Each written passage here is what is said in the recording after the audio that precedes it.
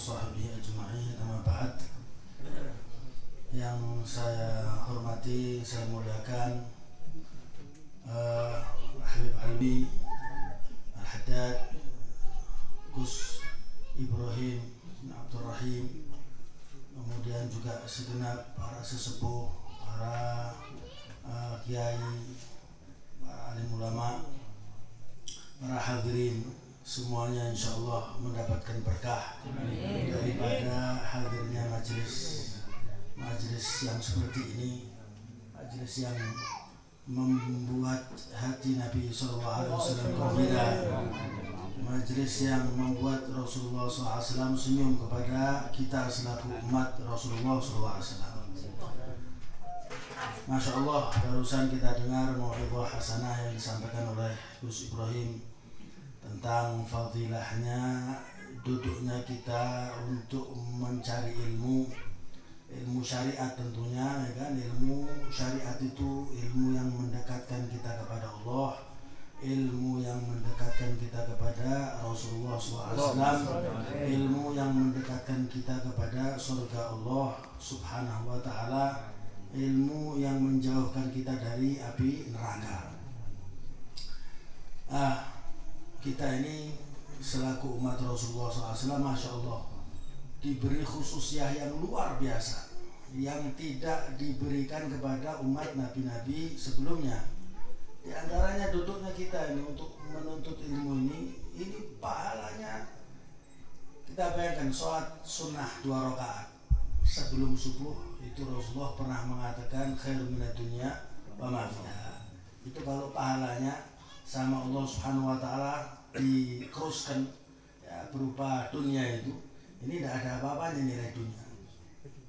Sampai bayangkan orang kaya itu yang duitnya banyak, kalau sampean kumpulkan sak dunia ini, orang kaya semua kan, ini kekayaannya tidak sampai 1/10 dunia.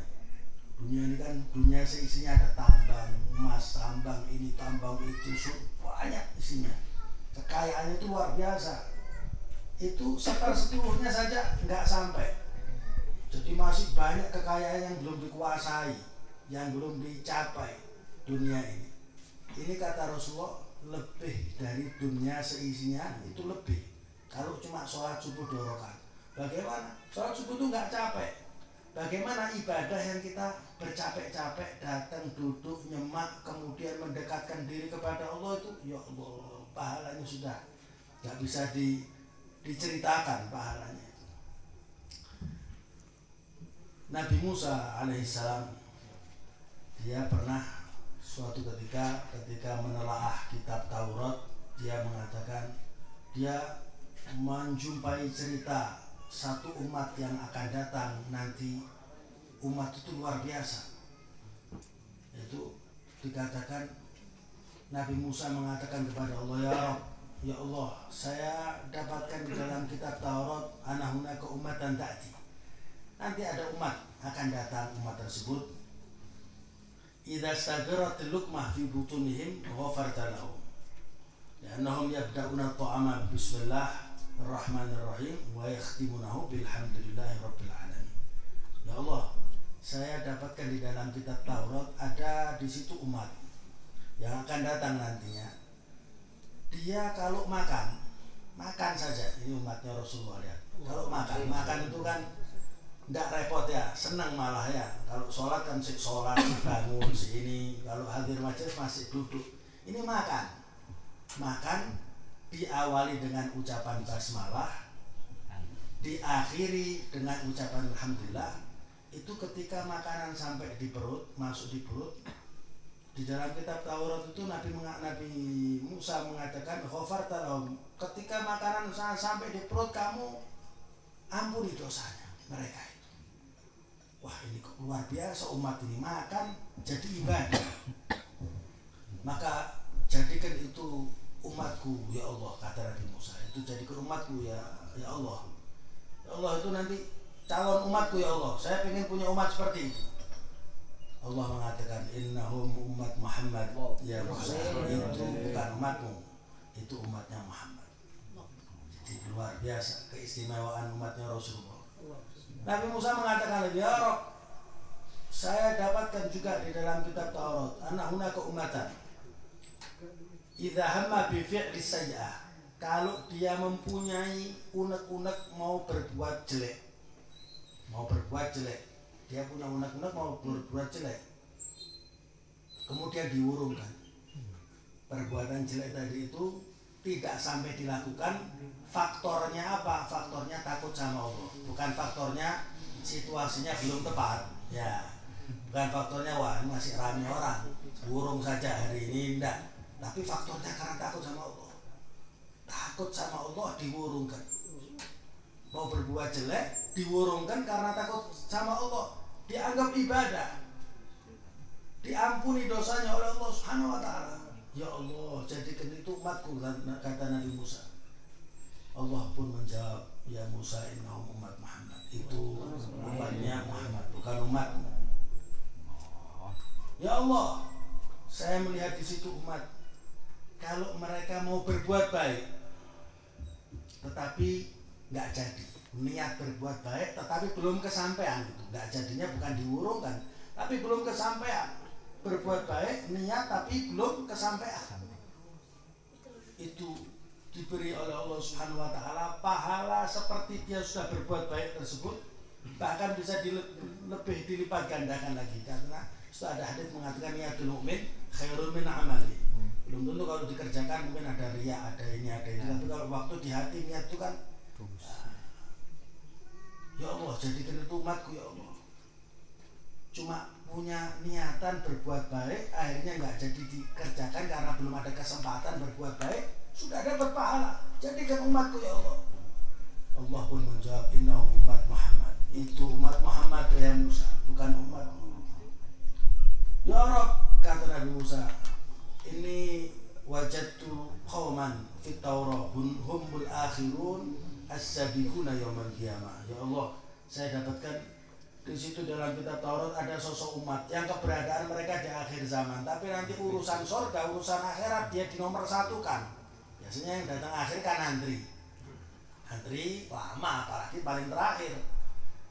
Tapi ini enggak, datangnya terakhir, nanti urusan akhirat dinomorsatukan, diistimewakan. Orang belum masuk surga, umat ini dulu. Ya Allah, jadikan itu umatku. Allah tetap mengatakan innahum umat Muhammad. Itu umat Muhammad, wahai Musa, bukan umat. Terakhir Nabi Musa mengatakan, ya Allah ij'alni min umat Muhammad. Ya Allah, sudah kalau gitu saya pengen jadi umatnya Muhammad. Nabi Musa, seorang nabi, seorang rasul, min ulil azmi, ya luar biasa, pengen jadi seperti kita, umatnya Rasulullah SAW. Lah kita ini minta enggak, milih enggak, kan kita enggak milih pengen jadi umatnya Rasulullah, enggak pengen jadi ini. Keberadaan kita di zaman ini kita milih ya enggak. Tahu-tahu Allah Subhanahu wa taala mewujudkan kita di zaman ini. Tahu-tahu kita lahir, status kita sebagai seorang muslim. Ini nikmat kalau kita syukuri. Mulai lahir sampai mati kita syukur tok belum cukup. Ini umat Rasulullah ini luar biasa. Umat yang semua nabi iri, pengen memiliki umat seperti ini. Kita enggak milih oleh Allah Subhanahu wa taala jadikan umat Rasulullah SAW. Nah, maka dari itu ini kenikmatan yang luar biasa, kenikmatan ukhrawiyah, nggak bisa dibandingkan dengan kenikmatan duniawiya. Maka pandai-pandailah kita mensyukuri nikmat. La in syakartum la azidannakum. Kalau kita pandai-pandai mensyukuri oleh Allah, tambah kenikmatannya, ditambah hatinya, tambah tenang, kehidupannya enak. Ya, jadi materi, urusan materi itu dinomor duakan. Nah, seperti kata Ustaz Ibrahim tadi itu, ukuran kita jangan materi, ukuran kita ridho Allah. Kalau Allah ridho, Rasulullah ridho, kita kerjakan. Kita nggak peduli sama ucapannya orang. Orang mau ngomong gini, mau ngomong gitu, itu sudah. Kita sebaik-baik orang pasti digunjing orang. Kita luar lurus sudah lempeng, enggak, pasti ada yang ngomong. Ini ada cerita. Ada Luqman al-Hakim namanya. Seorang yang namanya Luqman al-Hakim, dia mau menasihati anaknya. Artinya gini, kalau kita mau melakukan sesuatu, lihat diridhoi Allah, diridhoi Rasulnya enggak. Kalau diridhoi Allah, diridhoi Rasulnya, sudah bismillah kita kerjakan. Adapun enggak enak sama orang, enggak enak sama itu sudah jangan. Pasti ada yang senang, ada yang keluar, dan ada yang kontra, itu pasti. Itu sudah sunnatul hayat. Luqman Hakim, nak, ayo kita pergi. Kita punya kendaraan keledai ini, kita bawa, kamu naik, kan kendaraan untuk dinaiki. Kamu naik, saya juga naik.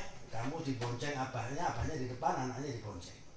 Sampai masuk perkampungan, dengar selentingan orang-orang ngomong, ini orang tidak punya kasih sayang. Keledai satu dinaiki orang dua. Ya apa ya? Orang tidak punya beri kemanusiaan, orang tidak punya rasa kasihan sama hewan. Ya apa ini? Dengar nak, kata abahnya. Dengar pak. Nah sudah. Sekarang abah turun, kamu naik.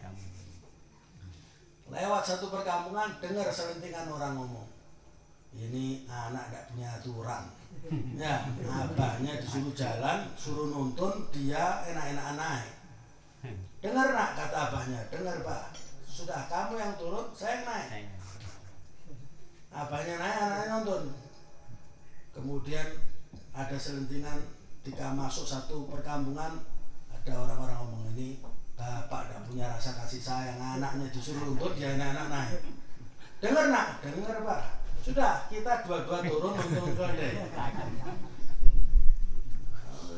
Masuk kampung, ada orang ngomong, ini orang gila, punya kendaraan tidak dinaik.